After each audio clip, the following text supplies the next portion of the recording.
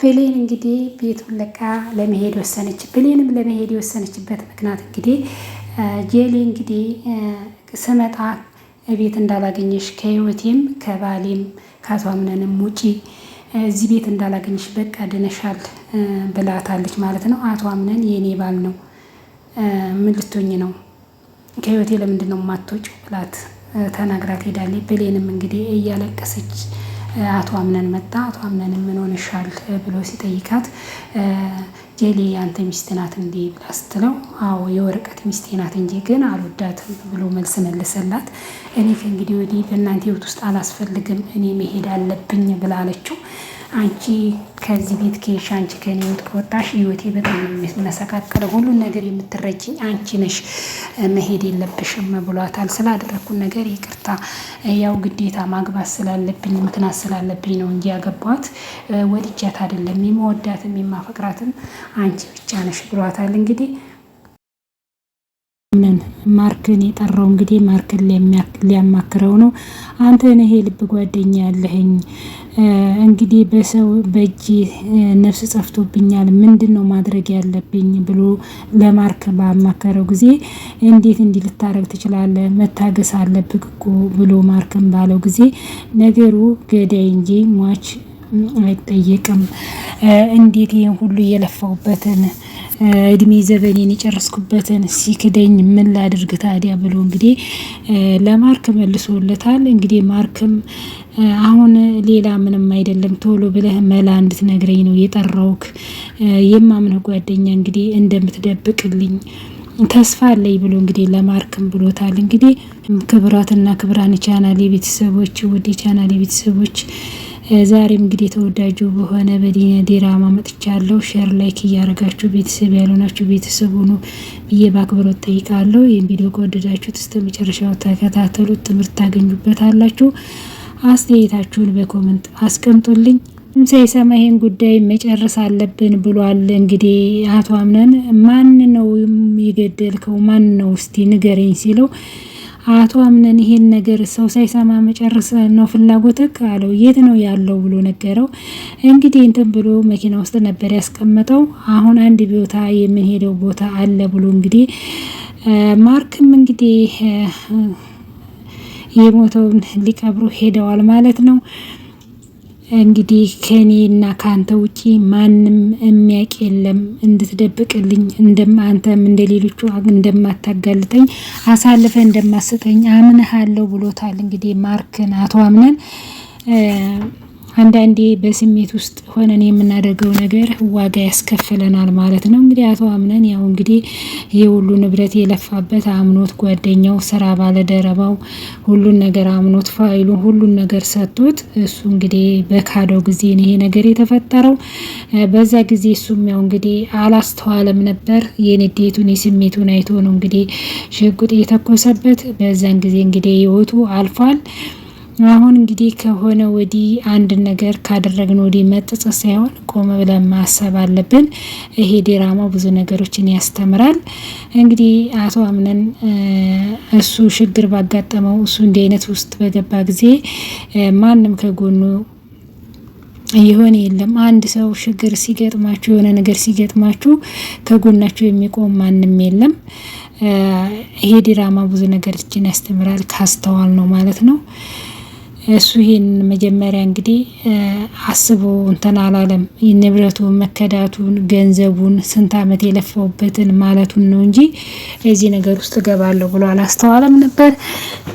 ዩናም እያለቀሰች መታ አቶ አምነን ፈልገዋለሁ አለ። ምን ሆነሽ ነው ያለቀሽ ትመስላለች ስትላት እንግዲህ ቢሮአችን ከባድ ችግር ተፈጥሯል፣ ድርጅታችን እንዳያድግና እንዳይለወጥ እያደረገው ሰው ታውቋልና ድርጅታችን እንደዚህ ከስሯል፣ አቶ አምነን ቶሎ በአስቸኳይ ማግኘት እፈልጋለሁ ብላ እንግዲህ ደውል ነግራታለች ማለት ነው።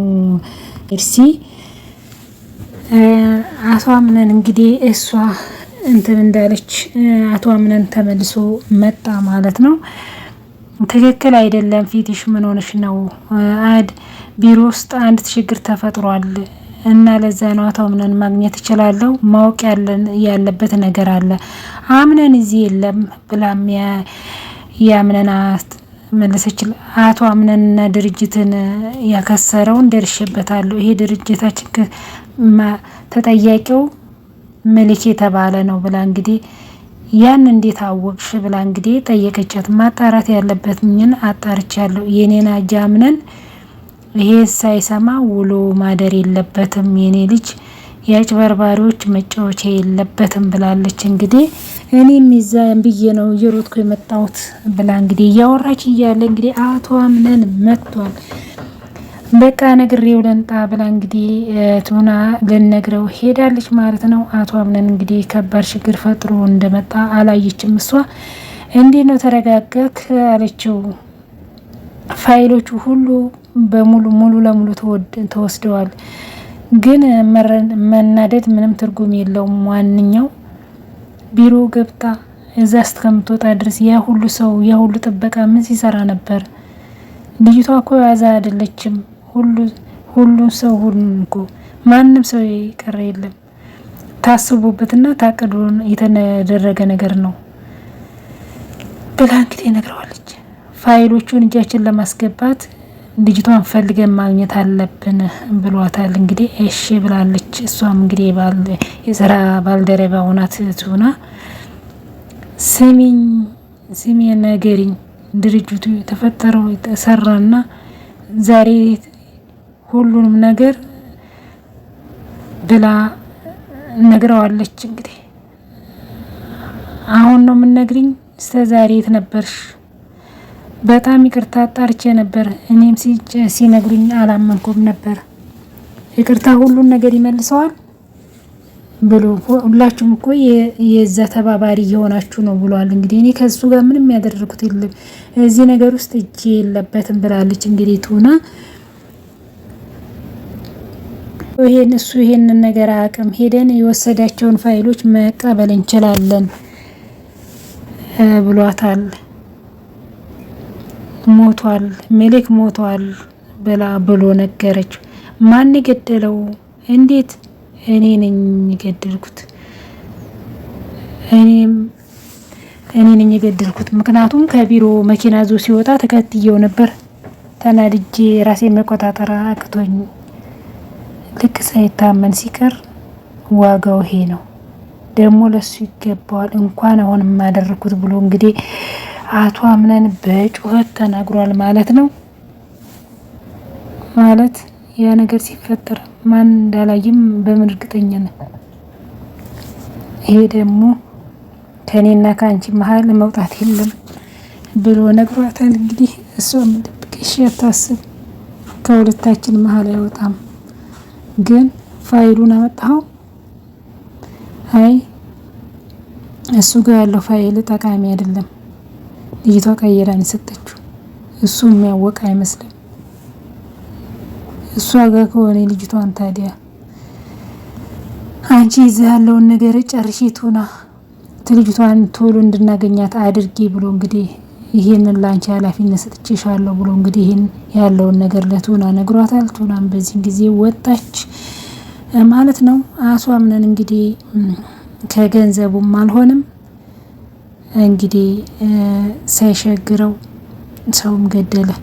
የሰው ነፍስ በእጄ ጠፋ፣ ያለ ማንነቴን አጣው ብሎ እንግዲህ ይህንን ነገር አድርጎ ሲፈን እንግዲህ ሙስጠፋን እኔ አፈቅርሃለሁ ብላ ጠየቀችው። እንዴት ይሄንን ነገር አሰብሽው?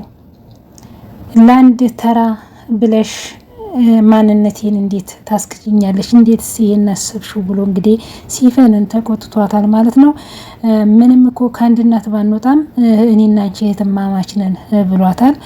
እሷም ደግሞ እንዴት ነው ተራ ማለት እኔን ነው ተራ ያልከኝ አለችው።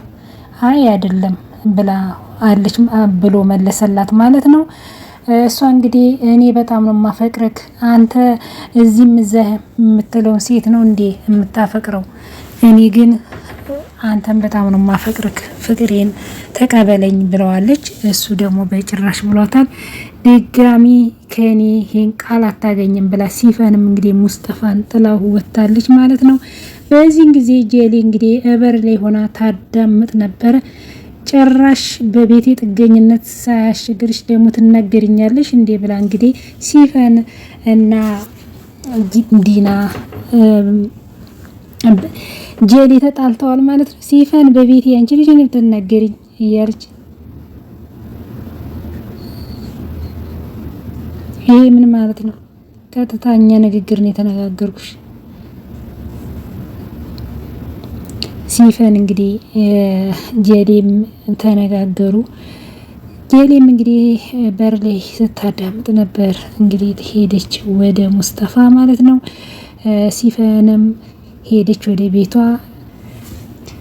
ታሪክ ንዴቷን እኔ ላይ የተወጣችው ሲፈን እንደምታፈቅረኝ ነግራሻለሁ እንዴ አላት።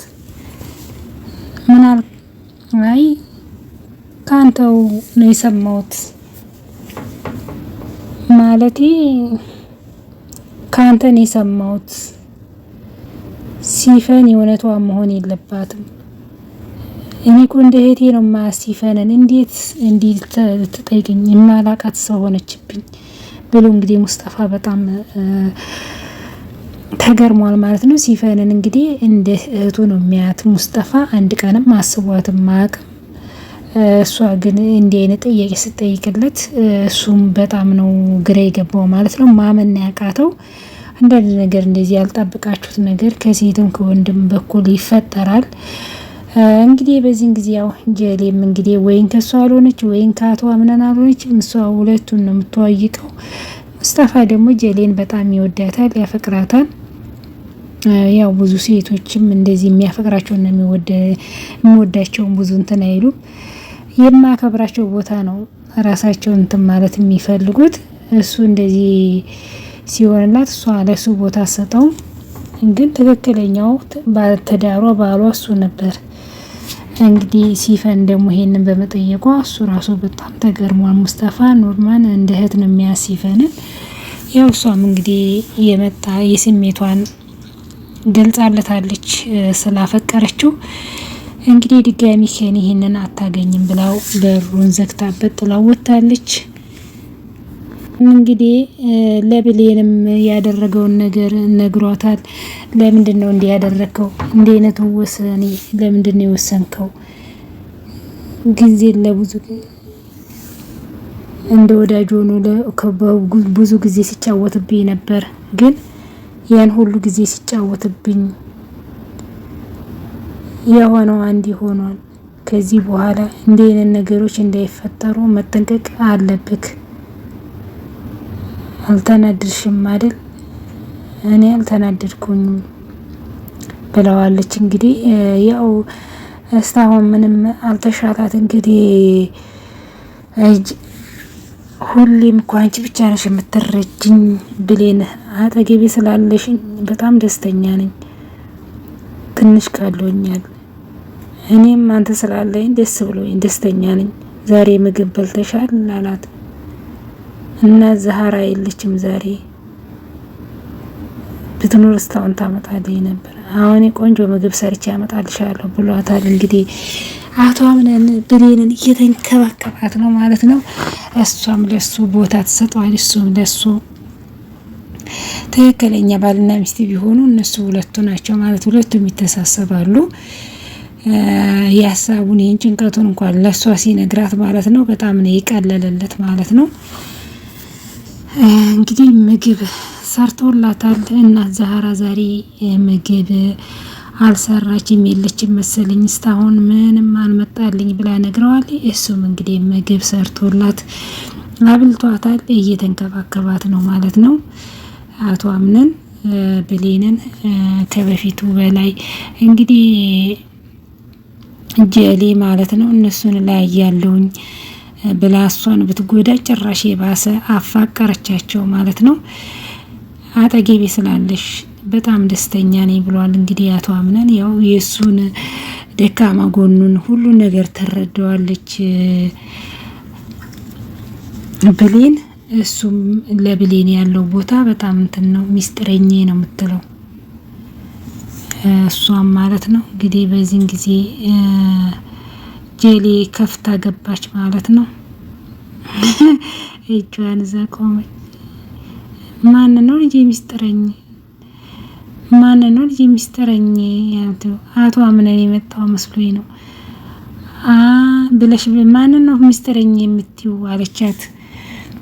ሚስጥረኝ የምትይው ማን ነው? አቶ አምነን የመጣ መስሎኝ ነው ብለሽ ስም ማውጣሽለት እሱ ነው ስም ያወጣልኝ። በአንድ ስም ለሁለት መጠቀም አለ። እሱ ላንቺ ስም አውጥቶልሻል። ጄሌ ሚስቴ አይደለኝም ብሎ ካደሽ እንዴ? አንቺ ያምነን ሚስት ነሽ እንዴ? መርጦኝና ፈልጎኛ ያገባኝ ሚስት ነኝ። ከዚህ በኋላ ከባለቤቴ ራቂ። ድሮም አንቺ ነሽ መሀላችን የገባችን ነገሮችን የምታበላሽው ብላት። አምነን ለምን ደበቀኝ? እኔ ምን አውቄ እሱን ምናም። አሁን አትነፋረቂ። በቃ አሁን ተሽሎሻል። እዚህ ቁጭ ብለሽ የሰው ውሸት ከኔ የሚወት ከዚህ ቤትም ከአቶ አምነን የሚወት መውጣት አለብሽ ብላታለች። ያንቺን ቀርታ ነገሮችን አያስተካክልም። ባይሆን ከዚህ ቤት ብትወጪ ብላታለች። እሺ ብላለች። አሁኑኑ ሄዳለሁ። እማግዝሽ ካለ መጠየቅ ትቻለሽ። ከዛ ግን ተመልሼ ስመጣ እዚህ ክፍል ውስጥ እንዳላገኘሽ ብላታለች ጄሌ ማለት ነው። እንግዲህ አሁን እንዲታማ እንዲሆና ያደረገቻት የጎዳቻት አንሶ ደግሞ ከቤት ውጭ እያለቻት ነው። አቶ አምነን ግን እንኳን እንዲሆና ደህናም ሆና ከቤት እንድትወጣ አልፈለገም ብሌንን። ግን እንዲታማ እንኳን ታሰቃየታለች ማለት ነው። ብሌን እንግዲህ እያለቀሰኝ ነው። ለምን ይሄን ሁሉ ጉዳት አድርሳባት እንኳን እሷ ምንም አልተደረገችም። ደግሞ አሁንም የተኛችበት እየሄደች የታመመን ማስታመም ነው። መጥፎ ነገር እየተናገሩ ልብን መስበር ነው። እሷ እያለቀሰች ናት። እንግዲህ አቶ አምነን ምግብ ሰርቶ ዞላት ሄደ ማለት ነው ለብሌን። እንግዲህ እሺ ሙስጠፋ ከዚህ ልትሄድ መሆን ሰማው አለችው። ማነገረሽ አለች አላት ማለት ነው። ምናልባት ፍቅር ሀገር ሽቶ በጄሌም ቢያለች እንዴ? እሷ ደግሞ የወንድሜ ልጅ ፍቅር ያላትን ስትሄድ ምናልባት ያስ ይሆናል የወሰንከው ብለዋለች። እንግዲህ እኔ በዚች ምድር ላይ ሴት ሁሉ አልቆ አንድ ጄሌ ብቻ ቀረች ቢባል እኔ ሙስጠፋ ቆሜ እቀራለሁ እንጂ ይሄን አላደርግም ብሏታል ማለት ነው። ሜርሲ እንግዲህ በጣም ትገርማለህ፣ ለካ ንግግር ትችላለህ። ጄሌን ግን ከአለም ጋር መገናኘትም በጣም ቅር ብሎብኛል አለችው። በዛም ሞኝ አንቺ መቀለጃ ያልሆንም የሆነ ሰው ተናዷል እያለች እንግዲህ ታሾፋለች ሜርሲ ማለት ነው። ሰው እያታፍጥጽብኝ ጄሌ መሰልኩ እንዴ ብላው እንግዲህ ሙስጠፋ እያቃጠለችው ማለት ነው። ሜርሲ ጥሏት ሄዷል ማለት ነው። ምግቡን ሰርቶ ለብሌን ዞላት መጣ ማለት ነው። ሚስጥረኛ ብሎ እሷ እያለቀሰች ናት ማለት ነው። ምን ሆነሽ ነው አላት። ምን ተፈጥሮ ነው? እኔ ሚስጥረኛ አይደለሁም። ምን ሆነሽ ነው? እንዴት እኔን ተዋሸኛለህ? ተመቼ ወዲህ ነው? ምን ዋሸሁሽ አላት። ለምን አልነግሪኝም? ጄሌ ሚስትክ እንደሆነች ለምን አልነገርከኝም?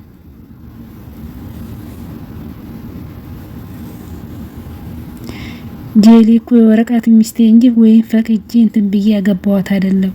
እኔም ይሄን ነው ፈልገው። እኔ ሰውት ውስጥ ገብቼ መበጥበጥ አልፈልግም። እኔም ይሄን ነው የምፈልገው ብላለች። የኔውት የሚበጠበጠው አንቺ ጥለሽኝ ስትሄጂ ነው ብሏታል። እንግዲህ አቶ አምነን ጥዬ ሄዳለሁ እያለች ነው እንግዲህ ብሌን ሁሉ ነገር አስረዳሻለሁ።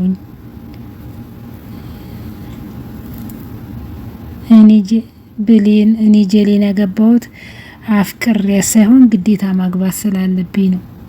አንቺን ነው የምወደው። እኔና አንቺ አንድ ላይ እንዳልነው ብዙ የማይፈልጉ አሉ።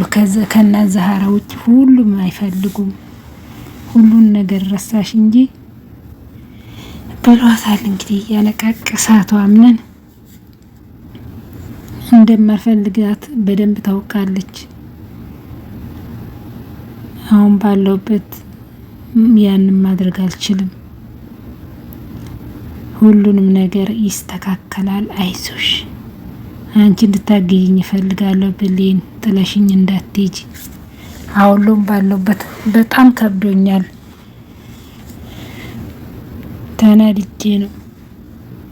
ተናድጄያለሁ። ይቅርታ በቃ ተናድጄ ነውና ብለው እንግዲህ አንቺ አሁን ተረጋጊ፣ በደንብ ረፍት አድርጊ፣ ያው መጣሁልሽ ምግብ ካልበላሽ የምር እንጣላለን አላት ማለት ነው። አቶ አምነን እንግዲህ ምግብ ሰርቶ አንጥቶ ሰጥቷታል ማለት ነው። እንግዲህ ይቅርታውንም ተቀብለዋለች። ብሌን እንግዲህ የሰራላትን ምግብ እየበላች ነው እና በጣም ደስ የሚል ነው። አቶ አምነን እየተንከባከባት ነው። እንግዲህ ብሌንን ጄሪን እንደማይፈልጋት ትክክለኛ ትዳሩ እንዳልሆነች ያለውን ነገር እንግዲህ አስረድቷታል። ቤተሰብ ሰላማችሁ ብዝት ይበል። ቀጣይ እስከምንገናኝ ቸር ሰንብቱ።